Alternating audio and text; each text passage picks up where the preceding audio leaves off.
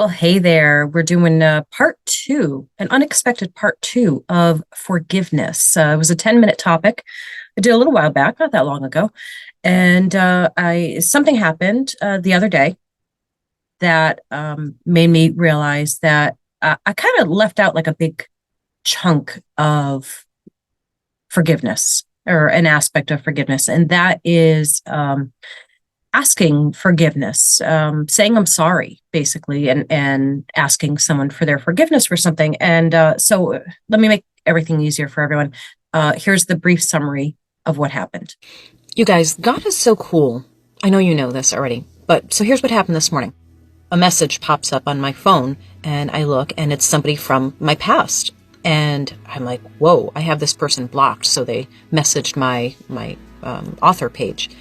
And I looked, and lo and behold, it's this really incredible, totally unexpected message asking for my forgiveness for the way that they treated me in the past. And let me start by saying it was mutually hostile. We were both deeply unkind and venomous to each other. So it wasn't just one person against the other. I guess a memory came up on her Facebook of us years ago. And it made her look into what I've got going on these days. It's been quite a while now. And she came across my video about forgiveness. And she said she couldn't finish it because she just felt this powerful need to reach out and ask for forgiveness after watching that. And I'm still blown away. Of course, I forgave her, and I got the opportunity to ask her for forgiveness as well. And wow, it's just amazing. God's timing, right?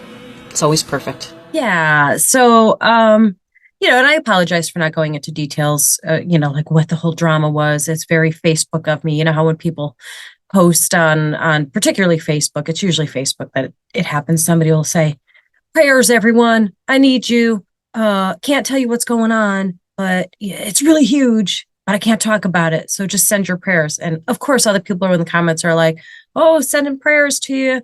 What happened? What's wrong? And then that person is like, oh, I messaged you. The rest of us are sitting going, well, tell us what happened. Tell us what happened. We want to know. We're invested now. Like, you got us curious. How can you leave us hanging? Rude. Yeah, so I apologize. That's like one of those things, I guess. It's a private story. It's a personal story. And it's, when it involves another person, if it was just me, if it was just something that involved me, I have no problem telling you. I throw myself under the bus all the damn time. I don't care. But this is somebody else's story as well. So it's not for me to tell their story. You know what I mean? Without their permission, at least. So anyhow, that was that. And of course, it's gotten me thinking since then about this whole topic and realizing, I've done a lot of not nice things in life. I mean, I've been on this earth nearly 52 years. And, I have done not nice things to people intentionally and unintentionally. And here's a big confession. I am so bad at apologies. I'm going to go so far as to say I am the worst person at apologies. I've improved tremendously. I'm still not great, but I've definitely come a very long way. And my husband, when he's not joking around busting my chops, he can attest to that. He will agree. I think he'll agree. Now I got to quiz him. I'll get back to you. I'll let you know if he agrees or not, but he will. I have in my life been the queen of the backhanded apology. You know what that is? Here's the backhanded apology. You do something intentionally or unintentionally to upset someone or hurt their feelings or make them angry or any of those things. And that person says, you need to apologize for that. That was really crap what you just did. I need an apology from you. Well, first of all, as soon as somebody asks you for an apology, if you are a jerk like me, your first reaction is to be like, no, I'm not going to apologize. No, not going to happen. Yes, I am childish. I admit all of my faults to you guys. There's all of these things that I do here, these little life advice things that I'm doing. This isn't about you. This is about me working through my own stuff, trying to figure things out and and just hopefully maybe helping somebody else in the process. I don't know. I have by the way, I have a cold. My you see my eyes are watering, I think. This is gonna happen, period. I'm super congested, so I apologize. Not crying. Although I do often. I mean, at the last episode I cried. So whatever. It's okay. So anyhow, so the backhanded apology. Somebody, requires an apology from you. See, I get defensive even just thinking about it. It's so obnoxious. And my response is when they can finally get that apology out of me is to say, fine, fine. I am sorry that you took my words the way that you did and your feelings got hurt by it. That's a backhanded apology. You don't need to add on all the other stuff like I do, which is, obviously somehow turning it around on them. Like, I'm sorry that you took things wrong. So therefore, I'm apologizing that you're wrong. So yeah, backhanded apology. I was the master of it. My husband used to call me out on it all the time, all the time. Every time I'm making it sound like it was so many times. It probably was more than a couple, but whatever. I used to be impulsive in my words.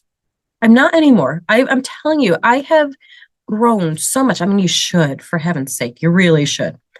And I do these days. I do credit my not reacquaintment, acquaintment with faith. Really, um, getting more invested in my faith journey, which I talked about the last episode. This is when I was crying my face off, like right at the get go.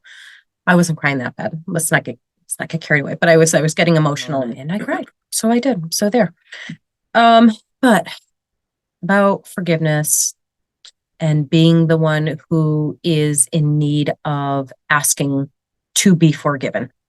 It's just so hard to do. Really, really, really difficult. I struggle with it. But this experience that I just showed you right in the beginning there was one of those moments. And, the thing about that too is like it actually, and again, I have to be honest, it didn't even cross my mind that I would need to ask forgiveness as well. Like, we get caught up in this mindset of the victimhood, I guess, like things were done to us. People did things to us. They said things to us. It happened to us. And we don't really give much, if any, thought to our part in things. And I could feel right all day long. You could still, here's the thing, you can still believe that you were right in your actions or your words and still acknowledge that an apology is owed. And it's not even admitting necessarily, I guess, wrongdoing, but it's acknowledging that you hurt someone, that even they hurt you and you hurt them. So I guess you can't really have like one without the other. I think it probably is pretty rare for someone, particularly someone, strangers is like probably a whole different thing. Yeah. That, a stranger may come up to you and say something really unkind and randomly, seemingly. And they may come up to you or maybe it's like a person that's working behind a counter and they're really rude to you and you walk away like, I didn't even do anything to this person. Well, it's not about you anyhow. It's obviously something going on with them in their day. So you shouldn't even take that personally. But that's, totally different story. But when you're fighting with somebody, a loved one, somebody in your life, and they say hurtful things to you, you retaliate by saying hurtful things to them. And even if you're doing it in retaliation, you're still being hurtful, because there is always a choice, right? There's always a choice. You can choose to walk away or you can choose to respond with kindness. And, that wasn't really my way very often, So asking for forgiveness, being in the position where where you realize that you need to ask someone to forgive you, when you have to say the words, I'm sorry that I, blah, blah, blah. Even when you feel like you were right, there's really actually a lot of power to that. So forgiveness, part two, right?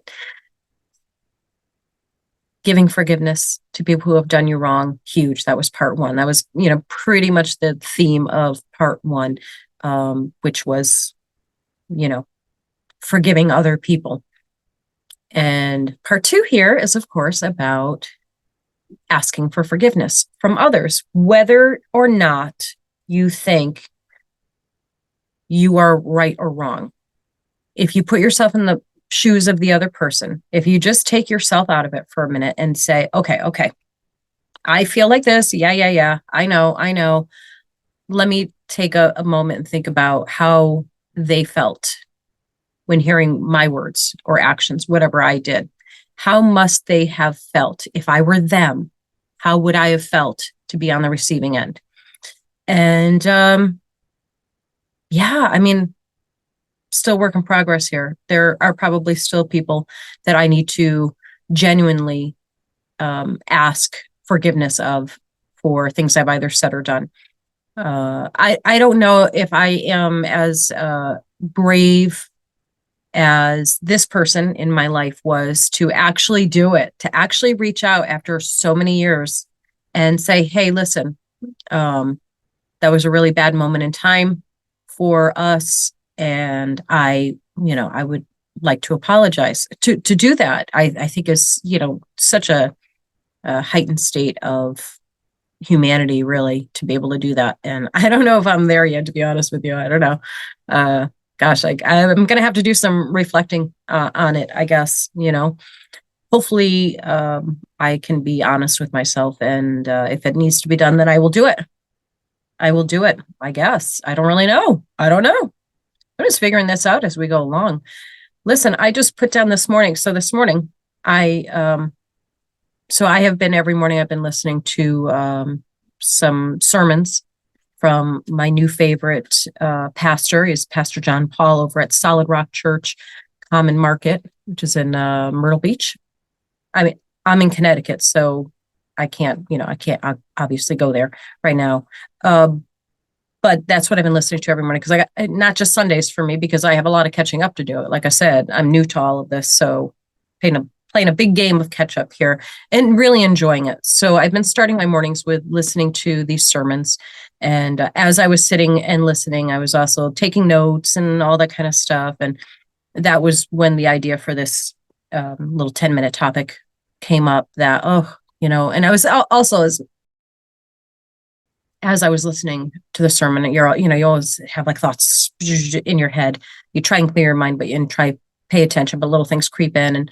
But maybe that was the whole point that while I was listening to that, this crept in my head and I need to share it. And that's when the idea for forgiveness part two came to my mind. And I had to grab like the nearest writing surface to write down my notes, and which was a napkin. So I usually have the pen with me. I usually have a notepad with me, but I brought them all downstairs to the studio because I'm taking notes constantly. I'm always writing down little notes. If I don't have a piece of paper, I usually write it on my hand. Look, my hand is clear today, but usually I have like notes here, written down. I've done that since like elementary school, I think, or high school. No, probably like more like high school, middle school or high school. Yeah, I've always like written notes on my hand. It's just what I do. But anyhow, yeah. So notes on a napkin, and I brought them down. Did I cover them all? Yeah. So I wrote down forgiveness part two. Talk about. Oh, I mentioned that I talked about forgiveness for others, and what about asking for forgiveness? So that was it for my notes. That was it. That was all I wrote down. And I was like, oh well, I'm sure I can come up with what I want to say about that. And as you can see, it was very convoluted, as always. So I appreciate every time you guys listen in. And when you take a moment to actually leave a comment, I appreciate that very much. It's very helpful. Listen, I am not above begging. I'm not. I beg of you to hit that subscribe button, share my YouTube channel and everything. So here's what's going on. It looks as if you don't know already. it looks as though TikTok is probably going to get banned. And I don't know if you know this or not, but TikTok is my main platform. That's where I have the largest following. I have like just under, like a smidge under 200,000 followers on TikTok. And if you look on this channel, you'll see there's just over 1,000. And I'm not complaining about that, by the way. I'm grateful for even one. I'm so grateful and appreciative to anyone who decides to follow. But I'm not gonna lie, I'm a little freaked out that I'm gonna lose such a big platform. Super bummed about it. So shame on me. I should have been focusing on all of my platforms and trying to build them up as well. I didn't do that. So now here I am scrambling and looking like a little beggar going, please, sir. So yes, could you subscribe if you haven't already? Can you get your friends to subscribe? Anyone at all is fine. Strangers on the street, just stop and say, can you get your phone out right now and go over here and just subscribe, help her out? Come on, she's begging. It's really kind of pathetic. So yeah, could you do that? That'd be cool. Thank you, and thanks for watching. And let me know if you are anything at all like me and a terrible apologizer. Are you worse than me? Tell me that you are. It'll make me feel better. Just kidding.